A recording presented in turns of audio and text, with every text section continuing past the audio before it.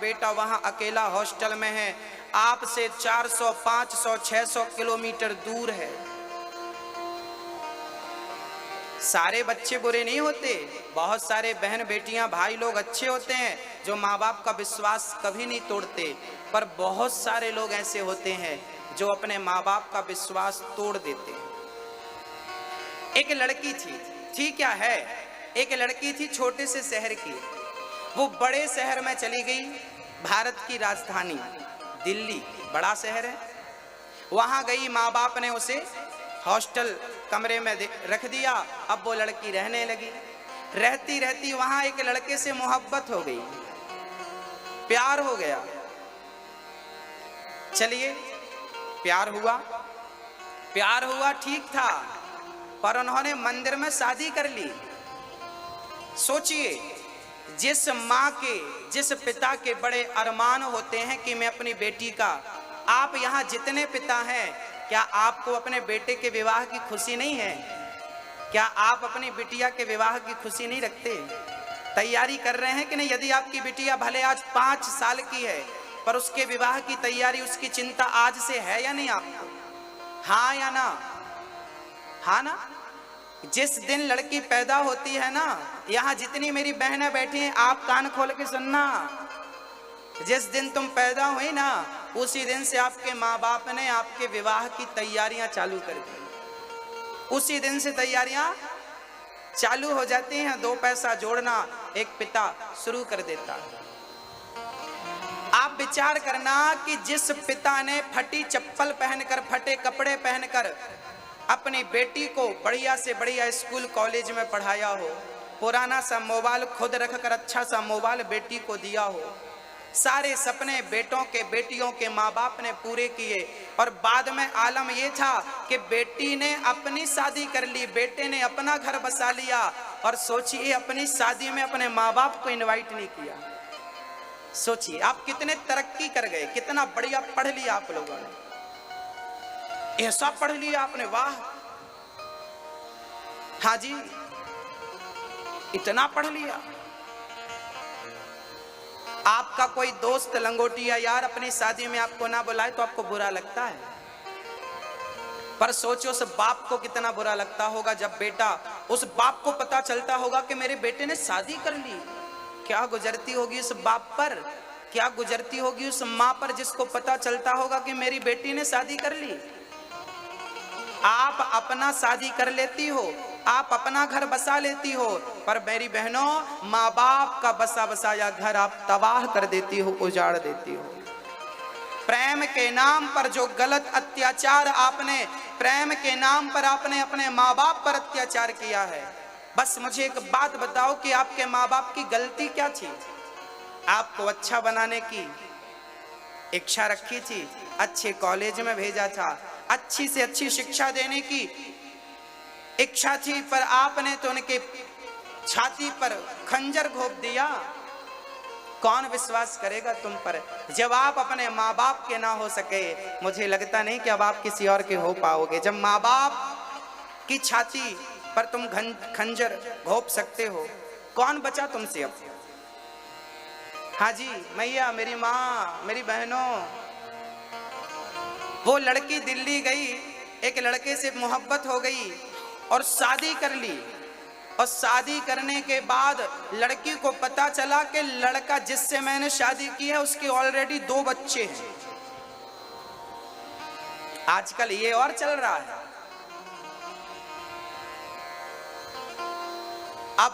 अब क्या होगा?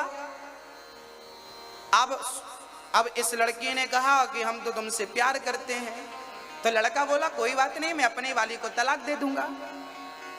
अब जिसके 2 बच्चे ऑलरेडी थे, अब पुरुष ने, ये जवान लड़की थी, बड़ी सुंदर थी ना, उसकी पत्नी के 2 बच्चे हो गए थे, सांवली पड़ गई थी, झुर्रियां पड़ गई थी, उसको लगा इसको छोड़ने से फायदा है, तो उसने अपनी पत्नी को तलाक दे दिया और इसके संग घर बसा लिया। ये नहीं थी, ये सच घटना है, सत्य एकदम ओरिजिनल। शादी कर ली, क्या हुआ? आपकी जिंदगी तो बिगड़ी, साथ में एक पाप और लग गया कि आपके कारण किसी का घर बसा बसाया पहली वाली का तबाह हो गया। इस पाप का जिम्मेदार कौन है? अब याद रखना, आपके मांग में ज्यादा दिन सिंदूर टिकेगा नहीं। याद रखना, यदि आपने किसी का सिंदूर उजाड़ा है तो क्या भगवान चुप बैठेगा? भगवान नहीं सजा देगा इसकी। यदि आपने किसी का घर तोड़ा है, उजाड़ा है, आग लगाई है, तो 7 जन्म तक आपका घर नहीं बसेगा। हाँ जी, ईश्वर के घर में देर कितनी है पता नहीं, अंधेर बिल्कुल नहीं है, ये मुझे पता है। इसलिए मेरी जितनी बहन बेटियां यहाँ बैठी हैं, बहुत सावधान होकर कह रहा हूं मैं आपसे हाथ जोड़कर, जमाने को धोखा दे दो चलेगा। जिस माँ बाप ने तुम्हें पाल पोस कर बड़ा की, कम से कम उसे तो धोखा मत देना। उस माँ बाप के छाती पे तो खंजर मत घोपना, उसकी सगी तो बन जाना। आजकल ना लोग बच्चियों को पैदा करने से डरने लगे हैं, हमें बेटी नहीं चाहिए। इसलिए नहीं डरते कि आपकी शादी का खर्चा ज्यादा है ना। अरे बाप तो 4 बेटियां हो तो भीख मांगकर शादी कर देता है। बेटियों के विवाह की टेंशन नहीं होती। आजकल समाज को इस बात का डर लगने लगा है कि कहीं मेरी बेटी भाग ना जाए, और यदि किसी के साथ भाग गई तो मेरी समाज में नाक नीची हो जाएगी। इसलिए वो पिता चाहता है कि बेटी हो ही ना। बेटियां कम हो रही हैं, भ्रूण हत्या ज्यादा हो रही है। इसके पीछे ये बात भी है कि आज बेटियां जो गलत कार्य कर रही हैं, सारी बेटियां नहीं, कुछ बेटियां जो ले लेकर भाग जाती हैं, मैं उनसे निवेदन कर रहा हूं कि आपकी इस हरकत ने बेटियों को आने से रोक दिया। हाँ, एक लड़की से एक लड़के ने कहा मैं तुमसे बहुत प्यार करता हूं। लड़की ने पलट कर कहा क्यों? मेरे से प्यार करता है? तेरी माँ, तेरा पिता, तेरी बहन, तेरा भाई नहीं है तेरे घर प्यार करने के लिए? मेरे से प्यार क्यों करता है? मेरे लिए मेरी माँ है, मेरे लिए मेरा भाई है, मेरे लिए मेरा पिता है। तेरे लिए तेरे लोग होंगे, अपनों से प्यार कर, मेरे से क्या प्यार करता है? जवाब ऐसा देना चाहिए मेरी बहनों आपको। यदि कोई आपसे कहे ना हम तुमसे प्यार करते हैं, हाँ जी, वो आपसे प्यार नहीं करता मेरी माँ, वो आपके गोरे शरीर से प्यार करता है, सुंदर तन से प्यार करता है। और ये शरीर की भूख मिटा लेगा ना, छोड़कर चले जाएगा, पलट कर देखेगा भी नहीं। किसी को आपसे प्यार नहीं है, आपके शरीर से प्यार है। इसलिए याद रखना, यदि कपड़े पे दाग लग गया ना तो छूट जाएगा, पर चरित्र पे दाग लग गया, कोई साबुन नहीं है ऐसा जो छुड़ा सके है।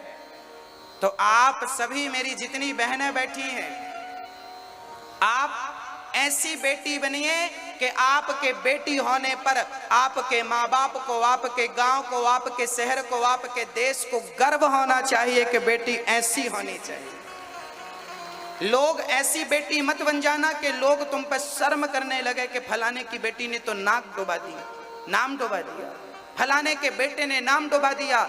ऐसा बेटा मत बनना कि बाप जब गुजरे ना तो बाप को सिर झुका के चलना पड़े।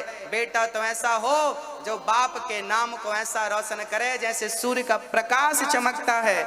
ऐसे आपके कर्म से आपके पिता का गर्व से सिर ऊंचा हो जाए। हाँ, अभी देखो हमारे वैज्ञानिकों ने, इसरो ने अभी चंद्रयान 2 लॉन्च किया।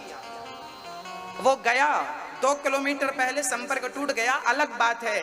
2 लाख किलोमीटर की यात्रा पूरी की।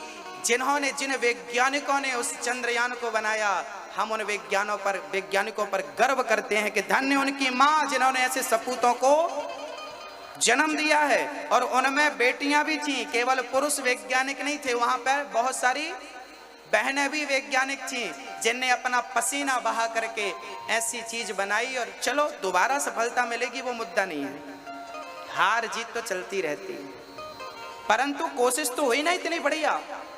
बस मेरी माँ, आप भी ऐसी बेटी बनना कि देश आप पर गर्व करे, आप ऐसे बेटे बनना कि देश आप पर गर्व करे। अब मैं हाथ जोड़कर पूछना चाहता हूँ, आज के बाद कौन कौन बेटियां ऐसा काम करेंगी जिससे आपके माँ बाप और आपका देश आप पर गर्व करे? हाथ उठा के बताओ। कभी ऐसा काम नहीं करेंगे कि आपके पिता को, आपकी माँ को सिर झुका के चलना पड़े। हाथ उठा के वचन दो। जिन्हें मेरे भाई बैठे हैं, मेरी माँ, मेरी बहनें बैठी, हाथ उठाओ, कहो कि कभी जीवन में ऐसा काम नहीं करेंगे कि माँ बाप को सिर झुका के चलना पड़े। हमेशा ऐसा कार्य करेंगे। हाथ नहीं उठा रहे हो मेरे भाई साहब आप जी? हाँ, अच्छा कार्य करिएगा।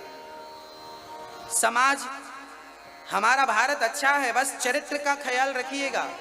आजकल ये चरित्र से थोड़ा बच्चे बिगड़ रहे हैं, इसका ख्याल रखना जरूरी है। वासना बढ़ती जा रही है, इच्छाएं बढ़ती जा रही है। एक लड़की मेरे पास आई, रोने लगी, गुरुजी मैं तबाह हो गई, बर्बाद हो गई। छोटा सा बच्चा था 4 साल का। हमने कहा क्या हुआ? बोले गुरुजी हमारी पड़ोसन ने हमारा घर उजाड़ दिया। क्या किया? बोले हमारी पड़ोसन ने हमारे पति को अपने प्रेम के जाल में फंसा लिया। अब मेरा पति मुझे समय नहीं देता, मेरा पति मेरे बच्चे को समय नहीं देता, वो पड़ोसन के संग रहता है। पड़ोसन ने पता नहीं क्या किया। समाज में ऐसे केस भी देखने को मिलते हैं। पत्नी है, बच्चे हैं, फिर भी पुरुष दूसरी जगह दूसरी स्त्रियों से उलझा हुआ है। बहुत सारी स्त्रियां हैं जो दूसरे पुरुषों से उलझी हुई हैं। समाज में आज ये बहुत देखने को मिलता है। भक्तों, मैंने उस लड़की को समझाया, बहन रो मत, भगवान तेरा कल्याण करेंगे, तू शरण में आई है, कल्याण होगा। अब संयोग देखिए कि उसके पति के साथ जिस स्त्री का संबंध था वो कथा में आ गई। और मैं कथा में यही प्रसंग बोल रहा था। मैंने कथा में कहा कि एक गांव में एक वैश्या रहा करती थी। उस वैश्या ने पूरे गांव को बिगाड़ रखा था। गांव वाले बड़े परेशान थे। एक महात्मा जी से कहा, महात्मा जी मेरे गांव को गंदा कर रही है वैश्या, जरा कृपा करो। महात्मा जी गए और वैश्या के घर के सामने कुटिया बना के सीताराम सीताराम सीताराम सीताराम, राधे श्याम राधे जपने लगे। अब वैश्या बड़ी डिस्टर्ब होने लगी कि बाबा ने तो हमारा कारोबार ठप कर दिया। जितने लोग आते हैं सब कीर्तन भजन करने लगते हैं। एक दिन वैश्या ने अपने यारों से कहा, जाओ बाबा की कुटिया में आग लगा दो। वैश्या के यारों ने जाकर के बाबा की कुटिया में आग लगा दी। और जब आग जली तो देखना भगवान का निर्णय देखना। अब ईश्वर का निर्णय क्या है? जज तो वही है ना।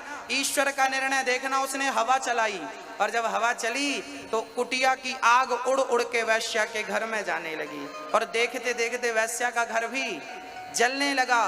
वैश्या दौड़ी दौड़ी आई, बाबा जी आपने हमारा घर जला दिया। बाबा जी बोले, देवी मैंने तेरा घर नहीं जलाया। तो किसने जलाया? बोले तेरे यार ने मेरा घर जलाया, तो मेरे यार ने तेरा घर जला दिया। हिसाब बराबर। आपने दूसरों के घर में आग लगाई तो आपके घर पे भी आग लगाने वाले तैयार हैं। ईश्वर है ना निर्णय करने वाला। इसलिए आप रोया ना करो, परेशान ना होया करो। आपके साथ जब कुछ गलत हो तो भगवान से कहा करो, भगवान आपकी जरूर सुनेंगे। ईश्वर सबसे बड़ा निर्णय देने वाला है, सबसे बड़ा जज वही। उसकी अदालत में कोई डिसीजन गलत हो ही नहीं सकता। भगवान पे पूरा भरोसा रखा करो। हाँ, इसलिए थोड़ा चरित्र पर ख्याल रखिए और अपने बच्चों को बचपन से ही चरित्र की शिक्षा दीजिए। हाँ, आजकल स्कूलों में नाना प्रकार के फिल्मी गाने स्कूलों में चलते हैं। कल मैंने कहा था तिलक नहीं लगाने देते, पर फिल्मी गानों में आजकल भाई बहनों को साथ में नचाते हैं स्कूलों में। बहुत सारे स्कूलों में ये भी चल रहा है। ये बहुत अच्छा नहीं है। उत्तेजना यहीं से तो बढ़ती है आपके बच्चों की। मैं आपसे एक छोटी सी विनती और करना चाहता हूं। जितनी मेरी बहनें यहां बैठी हैं, जब कोई पुरुष आपके करीब आए तो कृपया उसे अपने करीब आने मत दिया करिए। स्त्रियों को ना बहनों से दोस्ती करनी चाहिए, पुरुषों को पुरुषों से दोस्ती करनी चाहिए। पर आज जमाना बड़ा एडवांस है। बॉयफ्रेंड होना जरूरी है, गर्लफ्रेंड होना जरूरी होता है। हमारे जमाने में ऐसा नहीं था। हमारे जमाने में ऐसा था कि लड़के लोग लड़कों की लाइन में बैठेंगे, लड़की लोग लड़की की लाइन में बैठेंगे। संबंध होगा भाई बहन का स्कूल में सिखाया जाता था हम लोगों को कि भाई ये तुम्हारी भाई बहन है और ये तुम्हारा भाई है। भाई बहन की तरह रहा करते थे, साथ में नाचा नहीं करते थे। आप जब किसी को अपने करीब आने दोगी तो लोग आपके करीब आएंगे, आपको छुएंगे, आपको टच करेंगे, आपको स्पर्श करेंगे। और आप किसी को अपने करीब नहीं आने दोगी ना मेरी बहन, तो किसी की हिम्मत नहीं कि वो आपको स्पर्श कर सके, आपको छू सके, आपको टच कर सके। आप टच करने की परमिशन दोगी तो लोग टच करेंगे आपको। आप अपने आप को छूने की परमिशन दोगी तो लोग आपको छुएंगे। आप किसी को परमिशन नहीं देंगी, आप कहेंगी। आप कहिए ना, अपने माँ बाप से कहिए कि फलाने ने हमें स्पर्श किया। कहिए, कोई चीज छिपाइए मत। बच्चों को ये बात माँ बाप बताएं कि बेटी तुम स्कूल जाती हो। आजकल स्कूलों में भी बच्चे सेफ नहीं है, याद रखिएगा। बच्चों से कहिए कि बेटा तुम जाती हो स्कूल, बेटा तुम जाते हो, तुम्हें कोई टच करे गलत भाव से तो तुम तुरंत आके हमें बताना। ये माँ बाप का परम धर्म है कि बच्चों को सब कुछ सिखा के स्कूल भेजा करें, क्योंकि आजकल स्कूलों में ही सबसे बड़ा खतरा है। इसलिए आप समझदार हैं, मैं क्या कहना चाह रहा हूं। बच्चों पर बहुत ध्यान रखिए। बच्चे छोटे होते हैं, भोले होते हैं, उन्हें पता नहीं चलता कि उनके साथ क्या हो रहा है। कभी कभी उनके साथ गलत होता है, उन्हें पता ही नहीं चलता कि ये गलत है। इसलिए माँ बाप जागरूक बने। इन चीज़ों में माँ बाप का इंटरफेयर होना बहुत जरूरी है। बच्चों पर विशेष ध्यान रखें। स्कूल से लेट आया तो क्यों लेट आया, आज स्कूल कोचिंग से बच्चा लेट आया तो क्यों लेट आया, ये प्रश्न आपको करना चाहिए, पेरेंट्स को करना चाहिए, माँ बाप को करना चाहिए। कहाँ थे, समय का हिसाब दीजिए। चलिए, आप समझदार हैं, मेरे से अच्छा आप लोग जानते होंगे। बोलिए भक्त वत्सल भगवान की। भगवान श्री कृष्ण का दूसरा विवाह संपन्न हुआ है। भगवान जंगल गए हैं, जामवंत जी को मार करके भगवान ने जाम्बवती से विवाह किया है। युद्ध किया, 27 दिन हुआ, 28वें दिन भगवान ने जामवंत जी को मारी। वही जामवंत जी थे त्रेता युग के। जामवंत के वचन सुहाए, सुनी हनुमंत हृदय अति भाए। हाँ जी, जब राम रावण का युद्ध पूरा हो गया तो जामवंत जी ने कहा कि आपने तो रावण को मार के अपनी खुजली मिटा ली, पर मेरी बराबरी का कोई मिला नहीं। राम जी बोले तो क्या चाहते हो? जामवंत जी बोले 2-2 हाथ की कर लो, हिसाब ठीक हो जाएगा।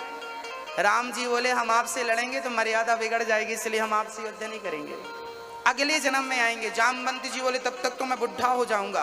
भगवान बोले नहीं होगे, चिंता ना करो, आज जैसे हो, माया का तुम पर कोई प्रभाव नहीं पड़ेगा, अगले जन्म तक वैसे ही रहोगे। जामवंत की एक बेटी हुई जाम्बवती। भगवान ने जामवंत जी को युद्ध में संतुष्ट किया और विवाह कर लिया। मणि लाकर सत्यजित को दे दिया। सत्यजित की बिटिया का नाम था सत्यभामा। भगवान ने मणि सत्यभामा को दे दी। अब सत्यजित को बड़ा बुरा लगा कि मेरी नाक समाज में कट गई, लोग क्या कहेंगे बताइए, भगवान को कलंक लगा दिया। भगवान श्री कृष्ण ने को अपनी बेटी सत्यभामा नाम था सत्यजित की बेटी का, उन्होंने अपनी बेटी दे दी। प्रभु मेरी बिटिया से विवाह कर लो। भगवान बोले मेरे 2 विवाह हो चुके हैं, मैं तीसरा नहीं करूंगा। सत्यभामा से पूछो। सत्यभामा बोली मैं कर लूंगी। भगवान बोले तुम कर लोगी तो फिर आ जाओ। तीसरा विवाह भगवान का सत्यभामा से संपन्न हुआ। चौथा विवाह भगवान का यमुना महारानी से संपन्न हुआ। भगवान श्री कृष्ण की पत्नी का नाम है यमुना और भगवान के 2 साले बहुत जबरदस्त। हाँ, भगवान के एक साले का नाम है शनि महाराज, एक साले का नाम है यमराज। भगवान ने अच्छी जगह साले बना रखे हैं, मतलब किसी को यमराज से डरने की जरूरत नहीं। यदि कन्हैया को तुमने भज लिया तो यमराज ज्यादा परेशान नहीं करते। और शनि की 7.5 उन्हीं को परेशान करती है जो कृष्ण से दूर है, जो जीजा जी से जुड़े हैं। साले साहब सिलेंडर ही रहते हैं उनसे। तो कन्हैया जो है वो जीजा हैं और शनि महाराज साले साहब है। तो साले से डरने की जरूरत नहीं। महाराज जी शनि चल रहे हैं, शनि अरे चलने दो, कन्हैया चलेंगे तो शनि क्या करेंगे? तो कन्हैया चलें, शनि की मजाल नहीं कि कुछ कर सके। भगवान तो आपको, आप में से किसी को शनि की 7.5 तो नहीं चल रही है? चल रही हो तो कृष्ण कृष्ण जपना, कृष्ण से दोस्ती कर लोगे तो ये सब ठीक रहेंगे। 5वां विवाह भगवान का उज्जैन में हुआ है मित्रविंदा से। 6वां विवाह भगवान का सत्या के संग हुआ। 7वां विवाह भगवान का भद्रा के संग हुआ कैकेयी देश में। 8वां विवाह भगवान का लक्ष्मणा के साथ हुआ। भौमासुर नाम का एक दैत्य था, उसने 16,100 कन्याओं को बंदी बना रखा था। उन कन्याओं ने भगवान को पुकारा कि प्रभु मेरी रक्षा करिए। भगवान ने भौमासुर को परास्त कर दिया और बंधन से मुक्त कर दिया। कन्याओं को देवियों किराया भाड़ा हमसे लो, अपने अपने घर जाओ। उन कन्याओं ने कहा प्रभु अब हम कहाँ जाएंगे, आपके सिवा हमारा इस दुनिया में अब कोई नहीं, इसलिए हम आपको छोड़कर जा नहीं सकती, आप हमें स्वीकार कर लो। हम अपने घर जाएंगे तो हमारा पिता स्वीकार नहीं करेगा, कहेगा तुम परपुरुष के पास रह कर आई हो। भगवान ने कहा तो हम क्या करें, आप हमें स्वीकार कर लीजिए। भगवान ने विचार किया, 2-4 होती तो समझ लेते, 16,100 कैसे। भगवान गोपियों ने कहा फिर हमें फांसी का फंदा दे दीजिए, हम मर जाएं, या तो मर जाएं या तो आप स्वीकार कर लीजिए, नहीं दूसरा ऑप्शन मौत है। भगवान बोले तो भाई मरो मत, अब तुम्हें स्वीकार करते हैं।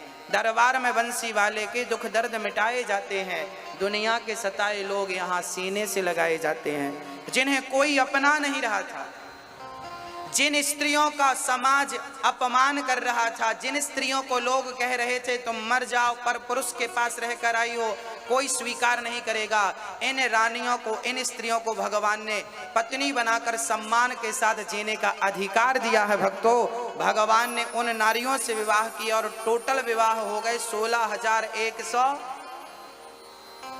टोटल विवाह कितने हुए, 16,000। हर रानी के गर्भ से भगवान के 10 पुत्र हुए हैं और 1 बेटी हुई है। 16,108 तो बेटियां हैं भगवान की, और फिर 10-10 बेटे हैं एक रानी से। अब देख लो आप, इतना बड़ा परिवार है, फिर भी भगवान के घर कोई लड़ाई झगड़ा नहीं है। हाँ, आप लोग एक विवाह करते हैं तो रातों की नींद हराम हो जाती है। भगवान ने 16,108 की, ये बड़ी आनंद से है, क्योंकि उनको गृहस्थी की गाड़ी चलानी आती है, आप लोगों को आती नहीं है तरीके से। भगवान कृष्ण का रुक्मणी से बड़ा वार्तालाप है, भगवान हंसी मजाक भी करते हैं रुक्मणी से। एक दिन भगवान ने कहा क्या जरूरत थी तुमको हमसे विवाह करने की, शिशुपाल के संग विवाह लगा था, कर लेना था ना विवाह उसके संग। कभी कभी प्यार भरी चर्चाएं होती हैं। एक दिन बाणासुर, भगवान कृष्ण के पौत्र का नाम था अनिरुद्ध, पुत्र का नाम प्रद्युम्न, प्रद्युम्न के पुत्र का नाम अनिरुद्ध। अनिरुद्ध का हरण कर लिया चित्रलेखा ने और बाणासुर की बेटी उषा के संग वो रहने लगे। भगवान को खबर लगी, बाणासुर से युद्ध किया, उषा अनिरुद्ध का विवाह संपन्न कराया। भगवान श्री कृष्ण के एक भक्त थे, नाम था राजा नृग। नृग बहुत बड़े दानी थे, गायों का दान करते थे वो। एक दिन उनसे गलती हो गई कि गौशाला से दान किया पंडित जी को गाय, उनकी गौशाला से छूटकर वो इनकी गौशाला में आ गई, उसी गाय का दान दूसरे पंडित जी को कर दिया। एक पंडित जी गाय ढूंढते हुए आ रहे थे, एक पंडित जी गाय को लेकर जा रहे, दोनों की भेंट गली में हो गई। दोनों ने कहा कि ये गाय मेरी है, ये गाय मेरी है। राजा ने निर्णय करने में देर लगा दी, राजा ने न्याय करने में देर लगा दी, तो राजा को गिरगिट बनना पड़ा। राजा नृग को राजा न्याय करने में यदि देर, जिस राजा के राज्य में न्याय नहीं है वो राजा हजारों लाखों वर्ष तक नरक में जाता है, शास्त्र कहते हैं। इसलिए प्रजा को कोई तकलीफ नहीं होना चाहिए राजा से, राजा अच्छा होना चाहिए, सबके लिए समान विचार हो, दृष्टि हो, ऐसा राजा होना चाहिए। अच्छा, आप लोग भी अपने घर के राजा हो, आप लोगों का व्यवहार समान है कि पक्षपाती हो आप लोग? हाँ? अच्छा, एक बात बताइए, मैं कुछ सामाजिक चर्चाएं आपसे करता हूं, शायद आपको समझ में आए। एक बहुत बढ़िया बात मेरे मन में है, मुझे लगता है कि ये पुरानी जो परंपराएं हैं, गलत परंपराएं, ये बंद होना चाहिए। कुछ परंपराएं मैं आपके सामने रखता हूं, यदि अच्छी लगे तो आज से ही इन परंपराओं पे ताला लगा दीजिएगा। बता दूं आपको दादाजी? हाँ भैया जी, मेरी माँ, जहां गलत होता है ना वो गलत ही है, उसका परिणाम भोगना पड़ता है। मेरे एक मित्र हैं, मैं आपसे, आपका बेटा बनकर, आपका भाई बनकर आपसे छोटा हूं ना मैं, ये दास छोटा है इसलिए आपसे पूछ रहा है, अच्छा लगे तो बताना। अच्छी लगे तो अपनाना, नहीं तो कोई बात नहीं। हमारी समाज में एक गलत परंपरा बहुत सदियों से चल रही है, हम चाह रहे हैं कि उसे बंद किया जाए। क्या है वो? हमारे एक मित्र हैं, अकस्मात उनके पिताजी गुजर गए। हमारे दोस्त हैं, उनके पिताजी का स्वर्गवास हो गया। वो बड़े गरीब थे, इतने गरीब थे कि उनके घर में खाने के लिए भी बहुत अच्छी व्यवस्था नहीं थी, 2 रोटी भी बड़ी मुश्किल से प्राप्त होती थी। अब पिताजी गुजर गए, कमाने वाले पिताजी थे, घर में छोटे छोटे बच्चे हैं, पत्नी है, बूढ़ा आदमी मजदूरी करता और कमाता, परिवार का पालन करता। अब वो बूढ़ा बाप मर गया, उसके मरते ही अब बताओ पत्नी पति के मरने में रोए कि बच्चों के सिर से पिता का साया चला गया, उनको देखकर रोए कि अब पति मरा पड़ा है, घर में अन्न का दाना नहीं है और 13 दिन बाद मृत्यु भोज और करना है। जब कोई मर जाता है तो आप लोग मृत्यु भोज करते हैं कि नहीं? हाँ या ना? समझ रहे हैं? मृत्यु भोज, तेरही वगैरह।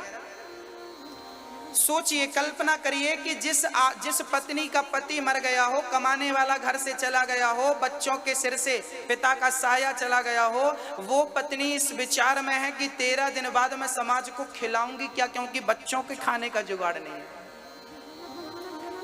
अब समाज की रीतियां हैं तो खिलाना पड़ेगा। तब उस स्त्री ने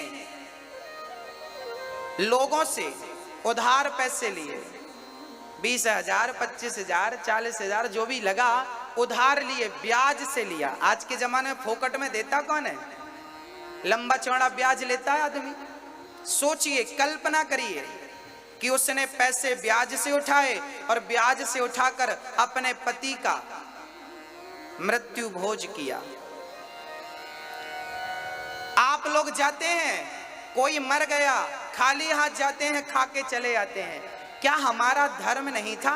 क्या हमारा कर्तव्य नहीं था कि जब हम उसके घर पे जाएं तो एक लिफाफे में 1,500 रुपए डालकर ले जाएं और कह कर आए कि चिंता ना करो, जब आपके पड़ोस में कोई मरे, आपके रिश्तेदार में कोई गरीब आदमी, उसके घर में कोई शांत हो जाए, तो क्या आपकी जिम्मेदारी नहीं है कि आप कहें कि चिंता ना करो, आपके जितने रिश्तेदार आए आप हमारे घर भेजिएगा, हम उनके भोजन की व्यवस्था करेंगे। और आखिरी में हम सभी लोग मिल करके, उसके घर में कमाने वाला कोई नहीं बचा, तो क्यों ना हम मरने पे जाएं, तेरही पे तो जाएं, परंतु लिफाफा लेकर जाएं, 1000 का, 500 का, 2000 का। क्या होगा इससे? कमाने वाला चला गया है, उसके घर का पूरा मेंटेनेंस बिगड़ गया। हाँ, आप लिफाफे में जो 1500 से देंगे ना, उसी से उसकी गुजर बसर चलेगी। बच्चे स्कूल में पढ़ते हैं तो फीस जाएगी, घर में चूल्हा जलेगा। किसी के घर मृत्यु भोज में आप लोग जाते हैं, ये तो शर्म की बात है। किसी का मरे का खाना अच्छी बात है? आप कब जागेंगे? मृत्यु भोज बंद करेंगे। आप जाइए, तेरही में जाइए, जाइए, सम्मान पूर्वक जाइए, प्रेम से जाइए, लिफाफा दीजिए, हाथ जोड़कर उन्हें तसल्ली दीजिए, रोइए मत, हम आपके साथ हैं, आपके बच्चे अकेले नहीं हैं, हम आपके साथ, विधाता आपके साथ है। तसल्ली दीजिए, 2 पैसे दीजिए, 2 पैसों की उन्हें बहुत जरूरत है इस हाल में। जब कमाने वाला घर में गुजरा हो, बहुत जरूरत होती है पैसों की। हमारा भले वो कोई नहीं लगता, पर हमें भी लिफाफे में 100-500 डाल के उसे देना चाहिए। यही पुण्य है, यही धर्म है भक्तों, ना कि उसके सिर पे बोझ बन जाओ और वो कर्जा लेकर के आपको खिलाए, तो क्या आपको वो भोजन पचेगा? क्या उसके पति को शांति मिलेगी? क्या सही है क्या गलत है मुझे नहीं पता। मुझे लगता है कि ये मृत्यु भोज बिल्कुल गलत है। किस किस को लग रहा है कि ये गलत है? हाथ उठाओ, आपको सही लग रहा है तो हाथ उठा के कहिए। अच्छा चलिए, गलत लग रहा है, आज से कौन कौन से बंद करने का कार्य करेगा? मृत्यु भोज मत करिए। फिर महाराज जी 13 कैसे करें? 13 ब्राह्मणों को बुलाइए, कन्याओं को बुलाइए, कन्याओं को बुलाइए, ब्राह्मणों को बुलाइए, आसपास जो लोग मेहमान आपके दूर से आए हैं उनको खिला पिला दीजिए। हो गया, हो गई 13। जरूरी थोड़ी है कि अब 1000 लोगों को खिलाएंगे तो 13 होगी, 500 लोगों को खिलाएंगे तो 13 होगी, 100 लोगों को खिलाएंगे, 13 लोगों को खिला दीजिए। कन्याएं खिला दीजिए 13, ब्राह्मणों को खिला दीजिए। ब्राह्मणों को खिलाने की पुरानी परंपरा है, हाँ खिलाइए। जो सही परंपराएं हैं उन्हें आगे बढ़ाइए। मृत्यु भोज बिल्कुल गलत है। साथ में आप लोग बलि चढ़ाते हैं, बलि, बलि भी गलत है। बकरे को मारना, आप में से किस किस के घर पे बलि चढ़ती है? बकरे की बलि किस किस के घर चढ़ती है? हाथ उठाओ। बलि चढ़ती है, बकरे को मार डालते हैं। अच्छा, बकरे को मार डालने में आपकी क्या मर्दानगी है? मूक है वो। बलि चढ़ाना है तो बकरे की मत चढ़ाइए। किसी ग्रंथ में नहीं लिखा कि तुम बकरे की बलि चढ़ाओ, कहीं नहीं लिखा, मन माना चल रहा है। अहिंसा ही परमो धर्मा लिखा है। शास्त्र कहते हैं चींटी को मारना भी पाप है, आप बकरे को मार रहे हैं। और बलिदान चढ़ाना, बलि देना ही है तो अपने अहंकार का बलि चढ़ाइए ना, अपने अहंकार की बलि चढ़ाइए, अपने क्रोध की बलि चढ़ाइए, अपने लोभ की बलि चढ़ाइए। और बलि चढ़ाना है, अपना अंगूठा काट के चढ़ा दो, अपना सिर काट के चढ़ा दो। बकरे के चढ़ाने से भगवत देवी खुश होती है तो अपने चढ़ाओ, कितना खुश होगी। घर में जो बूढ़े लोग हो उनकी बलि चढ़ा दो, जनसंख्या नियंत्रण हो जाएगा। देवी देवता भी खुश होते रहेंगे, बढ़िया। जैसे बकरे को फिर खाते हो वैसे आप बूढ़ों को मार के खा जाओ। भाई बकरा भी तो किसी का बेटा है, बकरा भी तो किसी का बाप है। हाँ, मूक को मारना ठीक नहीं है हमारे हिसाब से। आप जो कर रहे हैं वो क्या सही है, क्या आप जानिए। अहंकार त्याग करके बस आगे बढ़ते रहिए। अहंकार, हाँ, एक डोली चली, एक अर्थी चली, डोली अर्थी से कुछ यूं कहने लगी, रास्ता तूने मेरा क्यों ये खोटा किया, सामने से चली जा तू ओ दिल जली। देखिए अहंकारी व्यक्ति किस किस का अपमान कर सकता है, ये भजन आप सुनिएगा। और कोई झूमे नाचेगा नहीं भैया, केवल मस्ती से सुनिएगा। एक लड़की थी, उसका विवाह हुआ, डोली पर बैठी चल पड़ी। संयोग बस एक गांव में एक पतिव्रता नारी चल बसी, सुहागिन थी, मरी, अर्थी पर चल पड़ी। पति ने कंधा दिया, एक गांव से डोली चली, एक गांव से अर्थी, दोनों की भेंट चौराहे पर हो गई। दोनों में क्या बात हुई जरा सुनिएगा। एक डोली चली, एक अर्थी चली, डोली अर्थी से कुछ यूं कहने लगी, रास्ता तूने मेरा क्यों ये खोटा किया, सामने से चली जा तू ओ दिल जली। एक डोली चली, एक अर्थी चली, एक डोली चली, एक अर्थी चली, डोली अर्थी से कुछ यूं कहने लगी, डोली अर्थी से कुछ यूं कहने लगी। क्या कहा, रास्ता तूने मेरा क्यों ये खोटा किया, रास्ता तूने मेरा क्यों ये खोटा किया।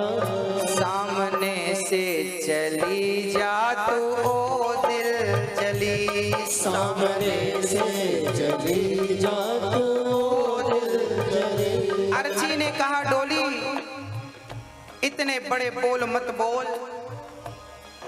जब मुर्दा को कोई देखता है ना तो किनारे खड़े होकर भगवान से प्रार्थना करता है कि ईश्वर इसकी आत्मा को शांति दे, पर तू जवाब कर रही है क्यों आ गई मेरे सामने। अरे मैं तेरे सामने आ गई, इसमें मेरा दोष क्या है। ये जमाने के लोग अर्थी को लेकर तो जाएंगे, ये थोड़ी पता था कि तू सामने से आ रही है और मैं आ गई तो थोड़ी देर चुप रह जाती। अर्थी डोली से कहने लगी डोली बड़े बोल मत बोल, एक दिन तुझे भी वहीं आना है जहां आज मैं जा रही हूं। अर्थी ने कहा कुछ लोग हैं जो तुझ में और मुझ में भेद नहीं समझते। अर्थी ने कहा लकड़ी तुझ में लगी, लकड़ी मुझ में लगी, लकड़ी वो भी सजी, लकड़ी ये भी सजी। लकड़ी तुझ में लगी, लकड़ी मुझ में लगी, लकड़ी वो भी सजी, लकड़ी ये भी सजी। डोली बनती है लकड़ी की, लकड़ी तुझ में लगी है तो लकड़ी मुझ में लगी है। लकड़ी की डोली है, लकड़ी की अर्थी है। जब लकड़ी ने कोई भेद नहीं समझा तू कौन होती है। जीते लकड़ी मरते लकड़ी, देख तमाशा लकड़ी का। जीते लकड़ी मरते लकड़ी, देख तमाशा लकड़ी का। पैदा हुआ जब पलना डाला वो पलना था लकड़ी का। पैदा हुआ जब पलना डाला वो पलना था लकड़ी का। शादी करने गया था तू जब मंडप बना था लकड़ी का। शादी करने गया था तू जब मंडप बना था लकड़ी का। बेटे ने अब साथ छोड़ा हाथ में डंडा लकड़ी का। बेटे ने अब साथ छोड़ा हाथ में डंडा लकड़ी का। बेटे ने साथ छोड़ दिया तो हाथ में डंडा। लकड़ी तुझ में लगी, लकड़ी मुझ में लगी, लकड़ी वो भी सजी, लकड़ी ये भी सजी। लकड़ी तुझ में लगी, लकड़ी मुझ में लगी, लकड़ी वो भी सजी, लकड़ी ये भी सजी। फर्क इतना है तुझ में और मुझ में सखी। फर्क इतना है तुझ में और मुझ में सखी। केवल इतना ही अंतर है कि तू लकड़ी से चली, मैं लकड़ी में जली। तू लकड़ी से चली, मैं लकड़ी में जली। तू कह दिया अर्थी ने तू लकड़ी से जा रही है और मैं लकड़ी में जलने के लिए जा रही हूँ। अर्थी ने कहा और लोग हैं जो अंदर नहीं समझते। कौन है वो? चार तुझ में लगे, चार मुझ में लगे, फूल तुझ में चढ़े, फूल मुझ में चढ़े। चार तुझ में लगे, चार मुझ में लगे, फूल तुझ में चढ़े, फूल मुझ में चढ़े। चार कंधों का सहारा तुझे है तो चार कंधों का सहारा। डोली उठाने वाले भी चार, अर्थी उठाने वाले। जब इन कंधों ने अंतर नहीं समझा तो तू कौन होती है। फर्क केवल इतना है। अर्थी ने कहा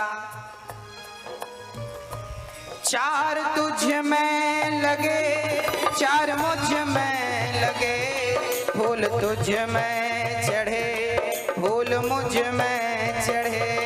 चार तुझ में लगे, चार मुझ में लगे, फूल तुझ में चढ़े, फूल मुझ में चढ़े। फर्क इतना है फर्क इतना है तुझ में और मुझ में सखी। तू पिया के चली मैं पिया से चली, तू पिया के चली मैं पिया से चली, तू पिया के चली मैं पिया से चली। अर्ची ने कहा इतना अंतर है कि तू पिया के घर जा रही है, मैं पिया के घर से जा रही है। अर्ची ने कहा और है जो अंतर नहीं समझते। अच्छा, जब तक जिंदा है ना हम लोग तभी अंतर है, मरने के बाद सब एक हो जाते हैं। जिस दुकान से अमीर के लिए कफन आता है ना, गरीब का कफन भी उसी दुकान से आता है। अमीर जलता है ना तो मुट्ठी भर राख बनता है, तो क्या गरीब की राख कम होती है? हम सभी मरने के बाद एक छोटे से घड़े में आ जाते हैं, लोग लेकर चलते हैं। क्या जा रहा है? अस्थियां जा रही हैं।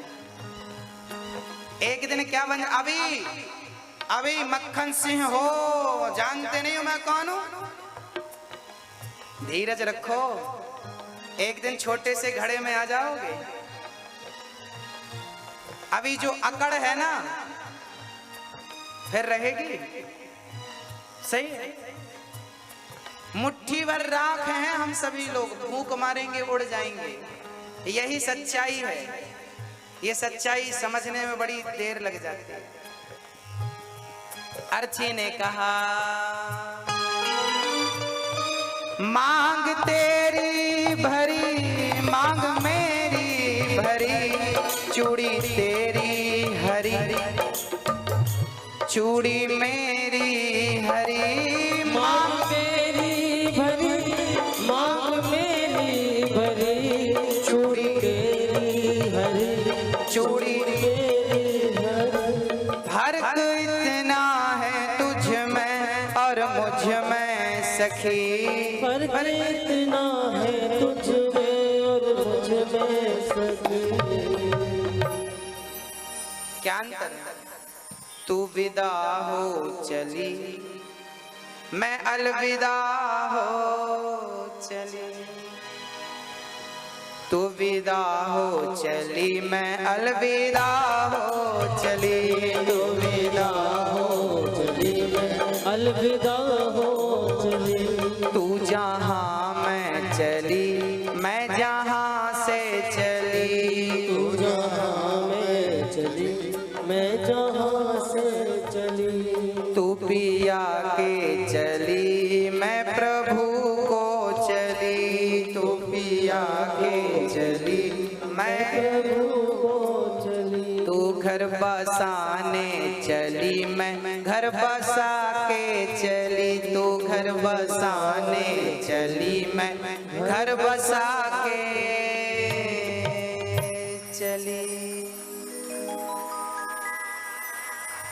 जाना सबको है, सबको जाना है, अहंकार मत करना भक्तों। भगवान के एक परम प्रिय भक्त थे। एक दिन भगवान ने पौंड्रक और काशीराज का उद्धार किया। जरासंध से भीम भैया ने युद्ध किया। 27 दिन तक जरासंध ने भीम भैया की खूब पिटाई की। एक दिन जरासंध झोला उठा के जाने लगे। भगवान बोले कहाँ जा रहे हो? जरासंध बोले आप भीम भैया जाने लगे। भगवान बोले कहाँ जा रहे हो? भीम भैया बोले क्या बताऊं कन्हैया, ये जरासंध मुझे बहुत मारता है। आप तो बैठे बैठे देखते हैं और इसने नस नस तोड़ दी। भगवान भीम भैया जब आप युद्ध करते हैं तो आप हमारी तरफ देखते क्यों नहीं? सोचिए, भीम भैया ने युद्ध किया, 27 दिन बीत गए, युद्ध पर विजय नहीं प्राप्त हुई। भगवान बोले कल और युद्ध कर लो हमारी कहने से, अब विजय मिलेगी। पर युद्ध करते समय देखना हमें, ठीक है? युद्ध चालू हुआ, युद्ध करते समय भीम भैया भगवान को देख रहे थे टुकुर टुकुर। अब भगवान ने एक तिनका उठाया, तिनका बीच से फाड़ा, एक भाग इस तरफ फेंका, एक भाग इस तरफ फेंक दिया। जरासंध को भी बीच से फाड़कर भीम भैया ने दायां भाग बाएं तरफ फेंक दिया, बायां भाग दाएं तरफ फेंक दिया। जरासंध मर गया, भीम भैया की विजय हो गई।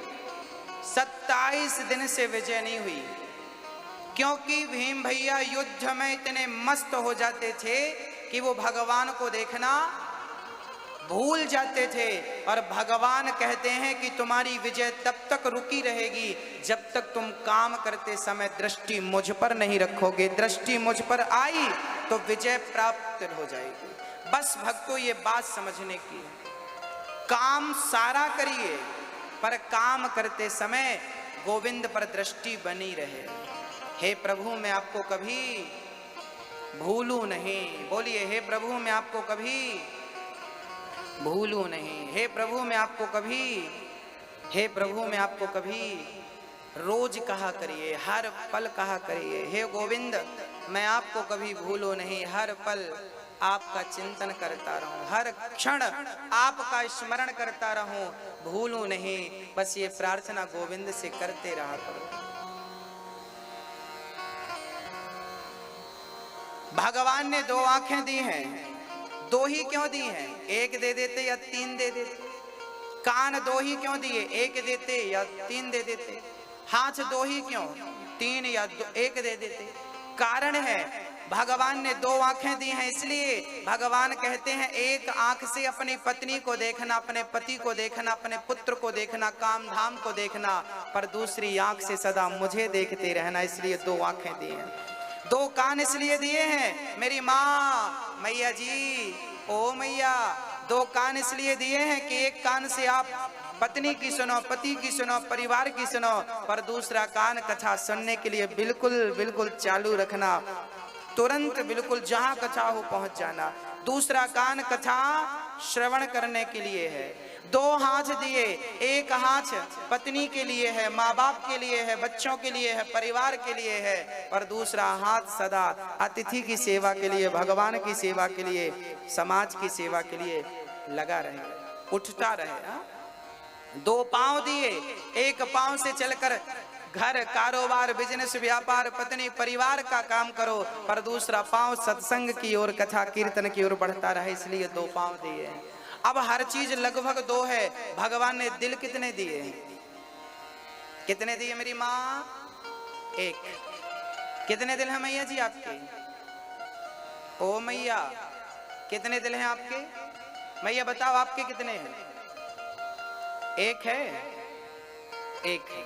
अच्छा भगवान ने हर चीज 2 दी तो दिल भी 2 देते थे ना। एक लेफ्ट में दिया, राइट में और दे देते, 2 दिल देना था ना।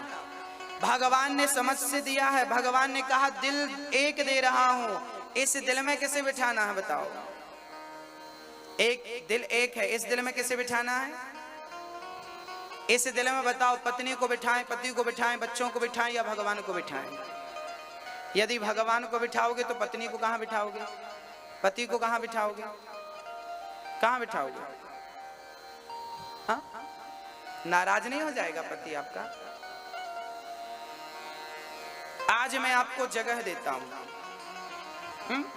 भगवान कहते हैं कि मुझे दिल पर रखो, दिल में भगवान होना चाहिए। फिर पति पत्नी बेटा बेटी कहां होना चाहिए? इनको सबको दिमाग में रखो। दिल अलग चीज है और दिमाग अलग चीज है। भगवान को दिल में, क्योंकि जो चीज दिल में होती है कभी नहीं निकलती, जो दिमाग में होता है निकल जाता है। भगवान दिल में होगा कभी नहीं निकलेगा। परिवार दिमाग में होगा तो मरने के पहले सब निकल जाएगा, खाली हो जाएंगे, फिर मौत अच्छी होगी। इसलिए सब निकाल देना मरने के पहले। आप लोग उल्टा करते हैं, भगवान को दिमाग में रखते हैं और परिवार को दिल में रखते हैं। एक पत्नी बोली गुरुजी सास ने गाली दे दी। हमने कहा दे दी तो भूल जाओ। कैसे भूल जाए? दिल में लग गई। गाली कहाँ लग गई? पत्नी ने पति से कहा सुनो 2 किलो शक्कर ले आना, 1 किलो देसी घी ले आना बाजार से। पति आए, ले आए। अरे पति ने कहा तेरी बात दिमाग से निकल गई। कभी कभी पत्नी की बात कहाँ से निकल जाती है? कभी कभी सास की बात कहाँ से निकल जाती है? आप कहती हो ना सास की बात दिमाग से निकल गई, ये काम बताया था पर दिमाग। गुरुजी हमने यहाँ अपना हार रखा था पर दिमाग से निकल गया। लोग ये थोड़ी कहते हैं दिल से निकल गया, क्योंकि जो दिमाग में होता है वो निकल जाता है, पर जो दिल में होता है वो कभी नहीं निकलता। अब आप बताइए कि किसे दिल में रखें और किसे दिमाग में रखें? कन्हैया को दिमाग में रखें कि दिल में? और परिवार को दिल में रखें कि दिमाग में? बेटा बेटी घर परिवार सबको दिमाग में रखिए, ताकि मरने के पहले सब निकल जाए, केवल राम याद रह जाए। और मरने के पहले ये झंझट याद रह जाएगी ना तो 84 का चक्कर छूटेगा नहीं, फिर पुनरपि जननम पुनरपि मरणम। इसलिए आखिरी में केवल कृष्ण याद रह जाए, कोई याद ना रह जाए। इसलिए दिल में भगवान को बिठाइए, दिमाग में दुनिया को बिठाइए, दोनों अपनी अपनी जगह बैठी रहेंगे। कोई झंझट नहीं, कोई लड़ाई भिड़ाई नहीं, बड़ी मस्त, सबकी अपनी अपनी जगह है। गलत आदमी को आपने गलत जगह पे बिठा रखा है। कई एक सज्जन बोले हमारा दिल टूट गया। हमने कहा कोई लोहा कांच था जो टूट गया? आप लोगों ने जब गलत आदमी को देते हो ना तो सब खराब करके दे देता है। आप अपना दिल दुनिया वालों को देंगे ना तो वो कचरा करके दे देगा, खराब कर तोड़ फोड़ के दे देगा। फिर लोग गाना गाते हैं, दिल मेरा तोड़ दिया, दिल टूट गया। ये लोगों ने गलत आदमी के हाथ में दे दी अपनी वस्तु, अनमोल चीज तोड़ फोड़ के दे दी। आप सुधरवाते रहो, रिपेयरिंग कराते रहो। हाजी मेरी माँ किसको देना है? सही बताऊं तो आपके प्रेम का सही मूल्य केवल भगवान दे सकता है भक्तों। प्रेम का मूल्य कोई चुका नहीं सकता। प्रेम का मूल्य केवल भगवान दे सकता। और भगवान जब परीक्षा लेते हैं बड़ी जटिल बड़ी कठिन परीक्षा होती है। बताइए इस दुनिया में सबसे बड़ा दानी कौन है? आप लोग दान करते हैं ना, कभी कभी आप लोग दान करते हैं, जब मौका लगता है तो आपको लगता होगा कि हम बहुत बड़े दानी हैं, हमने इतना दान दिया। आज मैं आपको दुनिया के सबसे बड़े दानी का नाम बताऊंगा। क्या नाम है दानी का? बताइए दुनिया में सबसे बड़ा दानी कौन है? हाँ कौन बोलो? हाँ, हर एक समस्या का समाधान कहाँ होगा जब भक्त नहीं होंगे, भगवान कहाँ होगा जब भक्त नहीं होंगे।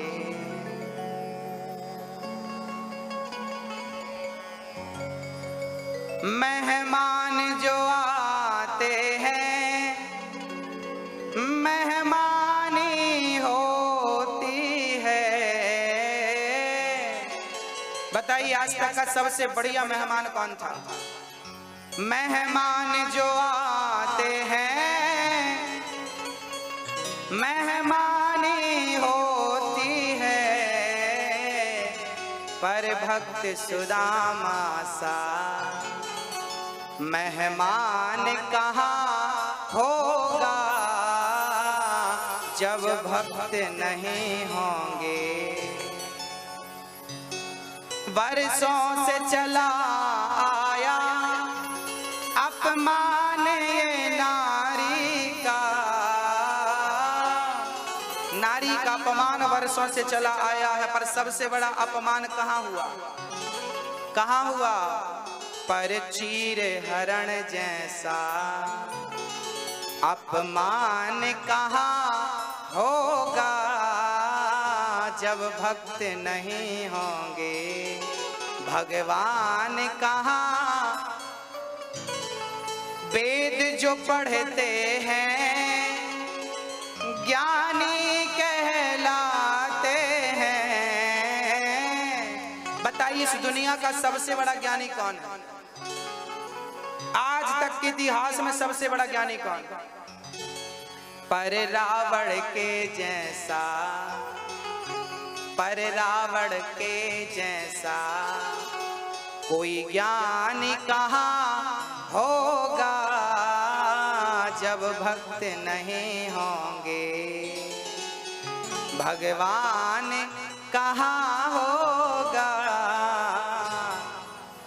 दान जो करते हैं दानी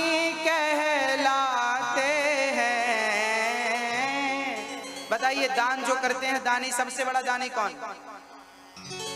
पर मोर ध्वज जैसा कोई दानी कहाँ होगा, पर मोर ध्वज जैसा। मोर ध्वज दुनिया के सबसे बड़े दानी हैं। क्या दान दिया था उन्होंने? हाँ राधे, मोर ध्वज दुनिया के सबसे बड़े दानी हैं शिव, बहुत बड़े दानी मोर ध्वज। धर्मराज युधिष्ठिर ने यज्ञ किया, अर्जुन ने कहा कन्हैया क्या मेरे भाई से बड़ा दानी इस दुनिया में है? भगवान ने कहा कि आपके भाई का नाम दानियों में सबसे नीचे है, उस दानी को कोई जानता ही। अर्जुन बोले तो सबसे बड़ा दानी कौन है? कन्हैया बोले सबसे बड़े दानी का नाम है मोर ध्वज। क्या नाम है? मोर ध्वज। क्या दान दिया है मोर ध्वज ने? अर्जुन बोले मैं नहीं मानता कि मोर ध्वज दानी है, चलो मैं दिखाता हूं अर्जुन ने कहा मैं परीक्षा लेकर देखूंगा। भगवान बोले चलो। अर्जुन, भगवान कृष्ण और साथ में यमराज, तीनों परीक्षा लेने के लिए अर्जुन ने, कृष्ण ने ब्राह्मण का रूप बनाया और शेर बन करके यमराज आ गए। यमराज जी ने बब्बर शेर का रूप बनाया। तीनों पहुंच गए मोर ध्वज के दरवाजे। भिक्षाम देही। मोर ध्वज का नियम था कि जब तक भिक्षा नहीं देते थे तब तक अन्न का दाना ग्रहण नहीं करते थे। द्वार पर ब्राह्मण आए हैं, मोर ध्वज चरणों में गिर पड़े, प्रभु आइए। आसन दिया, बिठाया, चरणों को धोया, चरणामृत लिया ब्राह्मणों का। कहा बताइए क्या चाहिए आपको? ब्राह्मणों ने कहा सोच लो, आज हम वो मांगने आए हैं जो शायद आप दे ना सको। मोर ध्वज ने कहा आप मेरी जान मांग लेंगे, मेरा राज्य मांग लेंगे, मैं सब कुछ न्यौछावर कर दूंगा आपके कदमों में। आप मांग कर तो देखिए, मांग लीजिए आप। मोर ध्वज। ब्राह्मणों ने कहा संकल्प करिए, आप देना चाहते हैं इसका संकल्प करिए, संकल्प करेंगे तो मैं दान स्वीकार करूंगा। मोर ध्वज ने हाथ में जल ले लिया, संकल्प कर दिया, आप जो मांगेंगे मोर ध्वज देगा। अब ब्राह्मणों ने मांगना शुरू कर दिया। मोर ध्वज, हम आपसे मांगते हैं कि हमारा शेर बाहर खड़ा है, वो शेर भूखा है, 1 माह हो गया अभी तक उस शेर ने भोजन नहीं किया, क्योंकि शेर बूढ़ा है, उसके दांत गिर गए हैं, वो शिकार कर नहीं सकता क्योंकि दौड़ने में सक्षम नहीं है, बूढ़ा शेर है। राजा जी मेरे शेर को थोड़ा सा मांस दे दीजिए। राजा बोले अभी देता हूं, मैं अपना मांस देता हूं। ब्राह्मण बोले आपका मांस कठोर हो गया है, हमारा शेर जो है बूढ़ा है ना, बच्चों का मांस खाता है। हमने सुना है आपका बेटा है। हाँ हाँ है, मोर ध्वज का एक बेटा था, नाम था ताम्रध्वज, उम्र थी 5 साल।